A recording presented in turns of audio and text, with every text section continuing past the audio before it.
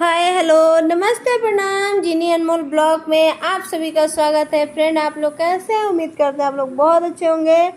तो आप लोग ये देख सकते हैं नज़ारा अनमोल किस तरह से लगे हैं अपने मोबाइल को चलाने में। और देखिए किस तरह से ये लड़का गेम खेलता है। इसको गेम खेलने में कितने मज़े आते हैं। और जब इनके पापा आते हैं तो ये लोग खूब आराम से सीधे साधे भोले भाले इंसान बन जाते हैं। बोलते हैं नहीं पापा हम नहीं खेलते हैं। और आप लोग देखिए रिकॉर्डिंग के माध्यम से मैं आज इनके पापा को भी दिखाऊंगी कि किस तरह से ये गेम खेलता है लड़का। देख लीजिए क्या बोल रहा है, मैं वीडियो डिलीट कर दूंगा। और फ्रेंड 2011 की कुछ ऐसी बातें हैं जो कि मैं आप लोग के साथ शेयर करने के लिए सोच रही हूँ। और फ्रेंड आप लोगों ने देखा ना अनमोल किस तरह से शैतानियाँ कर रहा है। इसी तरह से ये मुझे परेशान करता है, गुस्सा हो जाता है, चिल्लाने लगता है, सब कुछ करता है फ्रेंड। पर ये नहीं समझता है कि माँ कितने मुश्किल से मिलती हैं।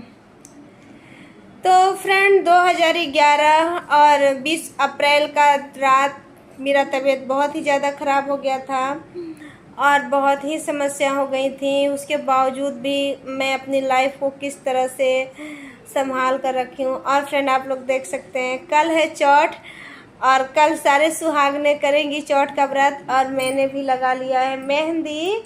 तो आप लोग बताइए मेरा मेहंदी कैसा है।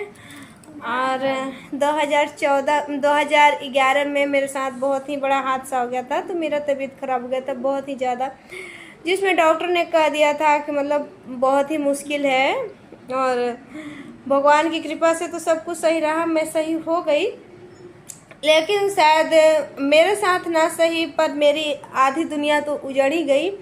अक्टूबर 2011 अक्टूबर में 3 अक्टूबर 2011 को मेरे साथ क्या हुआ उसके बारे में आप लोग के साथ मैं वीडियो में शेयर करना चाहती हूँ।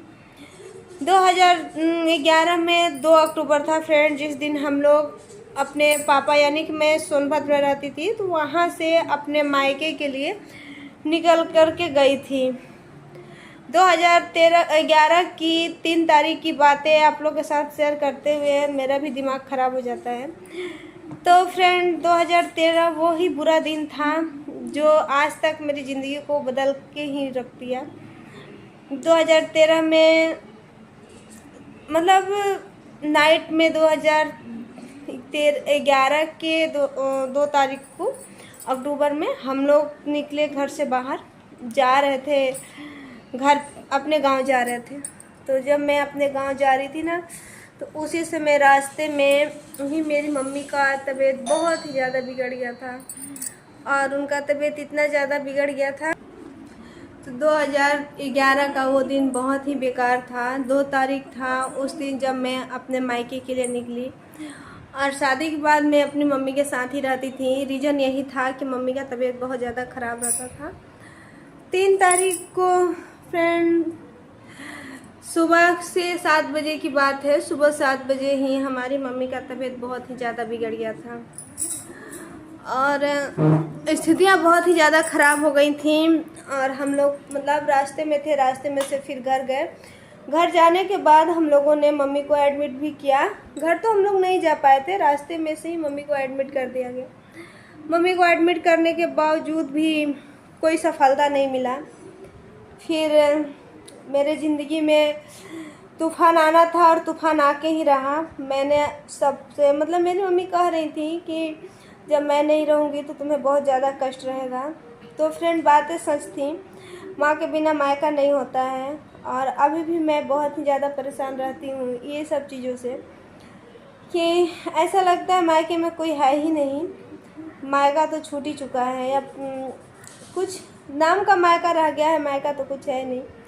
2003 की ये 13 के मतलब 2011 की ये घटना मुझे इस तरह से तोड़ के रख दी।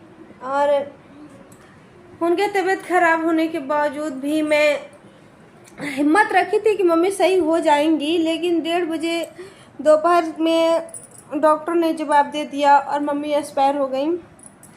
फिर हम लोग घर पे लेके आए। हमारी तो ज़िंदगी आधी से अधिक ख़त्म हो चुकी थी बस कहने के लिए रह गया था कि मैं हूँ। और ये सब मैं इसलिए थोड़ा सा शेयर कर दे रही हूँ आप लोगों के साथ कि अगर बाय चांस ज़िंदगी में कहा जाता है कि यही सब चीज़ रह जाता है, तो ज़िंदगी में कभी बच्चे भी देखेंगे, सुनेंगे और सोचेंगे कि माँ की ज़िंदगी किस तरह से कटी थी। तो कहा जाता है ना कि हंसता खेलता परिवार उजड़ गया।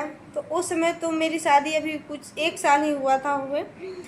तो अभी तो मैं अपने हस्बैंड को भी पूरी तरह से नहीं जानती थी। जो था सो मम्मी को ही जानना था, मम्मी को ही समझते थे। और एक लड़की के लिए बहुत ही बड़ी बात हो जाती है जब उसकी मम्मी एक्सपायर हो जाती हैं। बहुत सी बेटियां ऐसी हैं जिन्होंने अपनी मम्मी को देखा ही नहीं है।